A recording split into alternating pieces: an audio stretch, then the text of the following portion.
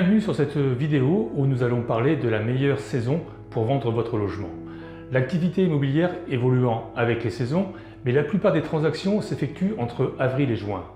Il peut être parfois intéressant de décaler de quelques mois la mise en vente de son bien et je vous explique pourquoi. C'est généralement au printemps que le marché de l'immobilier connaît une accélération de son activité.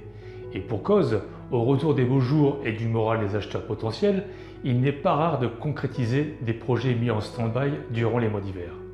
De plus, dans le cas d'une famille, signer le compromis de vente au printemps permettra d'emménager en été et de faire en sorte que les enfants fassent leur rentrée des classes dans de bonnes conditions.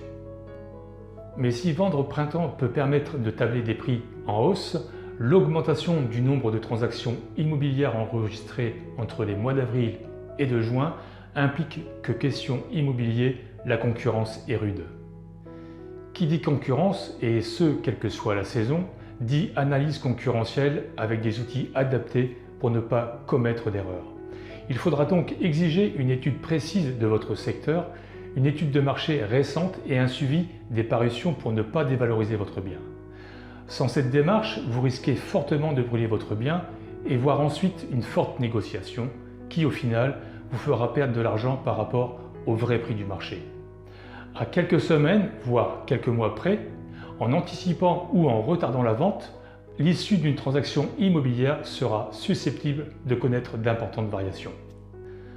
En juillet-août, la plupart des ventes signées font suite à des compromis printaniers. En comparaison du pic que connaît le nombre de transactions immobilières au printemps, la saison estivale paraît en effet bien calme. La grande majorité des biens ayant trouvé preneur au printemps, une fois l'été venu, la demande retombe et les biens se font de plus en plus rares sur le marché. Contre toute attente, cette raréfaction de vente ainsi que de l'offre peut pourtant constituer un avantage. Et pour cause, la compétition est moins rude. À la sortie de l'été et de ces mises en vente quasi inexistantes, les transactions démarrent progressivement à la rentrée de septembre. Mais de l'avis de la plupart des spécialistes, si l'offre reprend certes timidement, il n'en va pas de même de la demande. En effet, de septembre à fin décembre, le retour de la grisaille a un impact non négligeable sur le moral des acheteurs potentiels. En clair, il y a certes peu de compétition en automne, mais question demande, ça laisse tout de même à désirer. Si la véritable valeur ajoutée du bien immobilier dont vous souhaitez vous séparer n'est autre que son jardin, je ne saurais trop vous déconseiller de le mettre en vente durant les mois d'hiver. De plus, le nombre peu élevé de transactions immobilières intervenant entre les mois de décembre et de février, conjugué avec un stock relativement important de biens à vendre, fait qu'en hiver, les prix ont bien souvent tendance à imiter le mercure du thermomètre et à faire du raz-motte jusqu'à l'arrivée du printemps.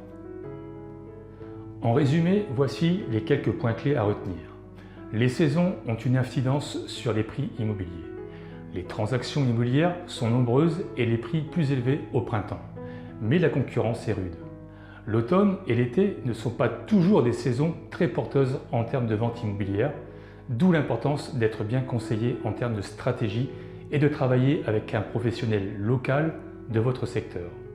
En hiver, les maisons avec de beaux jardins sont pénalisées. Un bien aura plus de chances de trouver preneur à un moment où la demande sera forte.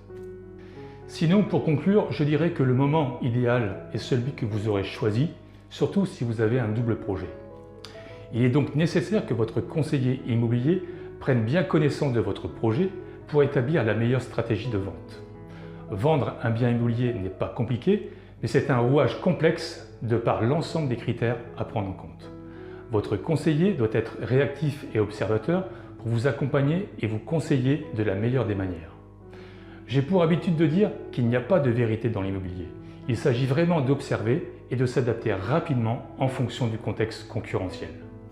Cela peut vous paraître simple, mais croyez-moi, lorsqu'un professionnel de l'immobilier gère jusqu'à 50 mandats de vente, répartis à 60 km à la ronde, je ne suis pas sûr qu'il puisse vous proposer la meilleure stratégie personnalisée à votre situation. Il ne sera pas rare alors de ne pas avoir de visite ou bien même de nouvelles de sa part. Pensez-y. Cette vidéo est maintenant terminée, j'espère qu'elle aura répondu à vos attentes, qu'elle sera utile. Et si c'est le cas, n'hésitez pas à partager, à liker, à me laisser vos commentaires. Pour ma part, je reste à votre disposition pour vous accompagner dans votre projet immobilier et je vous retrouve très vite pour de nouveaux conseils. À bientôt et merci.